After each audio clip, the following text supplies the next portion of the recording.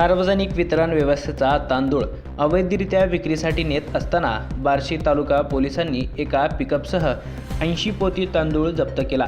या प्रकरणी पुरवठा निरीक्षक ज्ञानेश गजाराम कुंटलवाड यांनी दिलेल्या फिर्यादीवरून पिकअप चालकासह 2 आडत दुकानांविरुद्ध गुन्हा दाखल करण्यात आला आहे। पिकअप चालक अक्षय राजाभाऊ बारसकर राहणार दत्तनगर वैराग तालुका बार्शी व आडत दुकानदार दिगंबर सुरवसे विवेक सुरवसे यांच्यावर गुन्हा दाखल झाला। सहाय्यक पोलीस निरीक्षक अक्षय सोनवणे यांच्या नेतृत्वाखाली पोलीस अंमलदार युवराज गायकवाड, सिद्धेश्वर लोंढे, अमृत खेडकर व लक्ष्मण चित्तलवाड यांनी ही कारवाई केली। सौंदर्य येथे सापळा रचून सदर पिकअप पकडण्यात आला। ताडपत्री बांधलेल्या पिकअपमध्ये काळे, पांढरे व हिरव्या रंगाची 80 प्लास्टिक पोती आढळली।